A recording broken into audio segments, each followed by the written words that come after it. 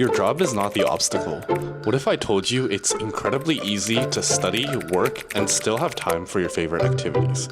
Today, I'm going to share with you a step-by-step, bulletproof plan to make that a reality. In this video, I'll take you through my 3 basic levels of time management that allowed me to balance work, study, and personal interests. First, who am I and why should you care? My name is George, and I am a FAANG software engineer who is also a part-time master's student at Georgia Tech, and a part-time YouTuber. My mission is to help anyone become effortlessly productive. I deeply care about this because as a kid, I struggled massively to stay focused because I had ADHD. So without further ado, let's start with the first level, which is finding your energy cycle. I've discussed this in a previous video linked below, but to quickly summarize, it's scientifically proven that our motivation and energy levels decline throughout the day, and our ability to resist temptation decreases as well. One way I manage my energy cycle is with a simple productivity system. Tackle your most complicated task at the start of the day, your second hardest task next, and your third hardest task before relaxing for the rest of the day. That's it. Also, I'll talk about this later on about my prior solutions to burnout, but what I've realized is that the only way my energy actually replenishes is through sleep. Overworking one day means I'll suffer the next day.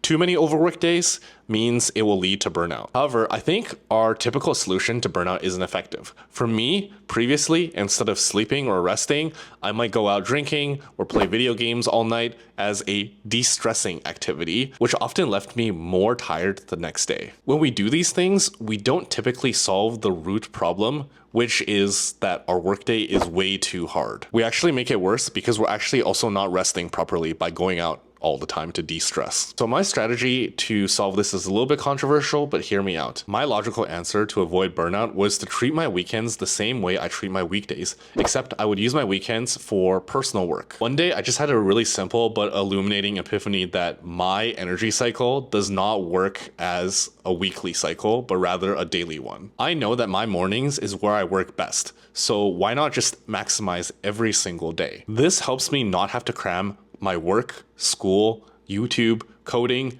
all between Monday and Friday. I have Saturday and Sunday to do a lot of those personal tasks. It didn't make sense to me that just because society says that Saturday and Sunday is supposed to be quote unquote rest day, that had to be the only rest day. I typically just schedule the rest in all of those days. By treating each day the same and not cramming, I also avoid the dread of Mondays and maintain steady productivity. During the weekday, I take it pretty chill in the afternoon and I don't stress if I can't finish something that day. I really feel that effortless productivity comes from understanding your own energy cycle and avoiding that type of burnout. Next, the second level is creating a system.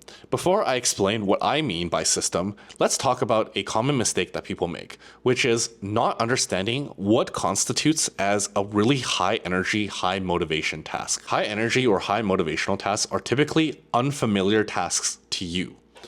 Just because some tasks are easier for others doesn't mean they are easy for you right now. It doesn't matter how simple it sounds. For example, when I first moved to college, people thought it was like super simple to be able to wash my clothes. But for me, it was super challenging because I never really had a good system for it. Washing clothes might sound super simple to somebody else, but not for me at that time.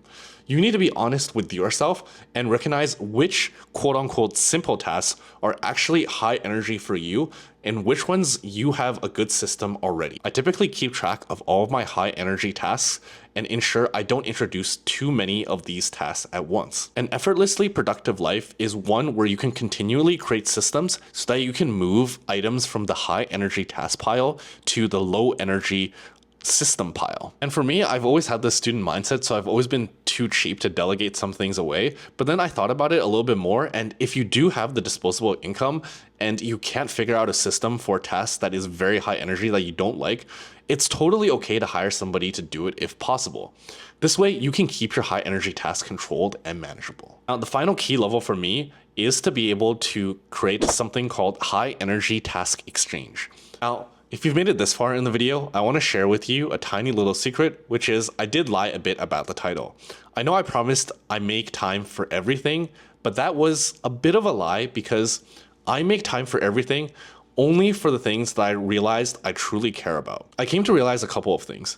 Number one, at some point, there are no systems that you can create which you can delegate away, or you don't have enough money or resources to outsource something that is a high energy task. The other thing that I realized was a lot of the things that you do in your early teens or your young adulthood is just to fulfill an image of what society believes you need to do, such as socializing, going out drinking, doing all of these things that society deems to be supposedly fun. One really key strategy for me going into my mid-20s is to be super honest about the tasks that I truly care about, and not just tasks that I'm doing just because I feel like society wants me to do them. I no longer felt like I needed to uphold a particular societal perception of myself, so I made a brutally honest list of tasks that were high energy but didn't really feel productive to me. This list consisted of skiing, snowboarding, soccer, basketball, gaming, Pokemon Go, watching NBA, watching NHL, watching all of the sports, going out past 8 p.m. with my friends, social media, scrolling through Reddit, watching TV shows, watching movies, being a cheap Asian and looking for good deals on Amazon, internal self-conflict, procrastination, existential midlife crisis where I'm not really doing anything during that particular time. It was hard to eliminate those activities because I enjoyed them, but I also recognized there were some that were just consuming way too much energy, and I was just doing it because society felt like it was something fun to do. Effortless productivity means that you just keep the high energy tasks that you truly care about and do no more than what you can actually handle. So I began replacing some of these high energy hobbies with something that I felt like made me more fulfilled. First, I gave up skiing and snowboarding. I love skiing and snowboarding, but even though I enjoyed them, I felt like I cared more about getting my master's degree and still being able to play soccer and basketball. Next, I replaced Pokemon Go late at night so that I could work on my YouTube videos. I continued this process until I maximized the high energy tasks that I wanted to introduce into my life while also keeping enjoyable hobbies that kept me happy. But I think this is a useful exercise for anyone going into their mid-20s, which is, what are things that society is forcing me to do because it's supposed to be socially acceptable for my age? And what is something that I truly care about? And that's it, folks. These are the 3 simple steps that I've used to get more out of my own time. If you're interested in chatting with me more about career and life, feel free to schedule a meeting with me, linked below.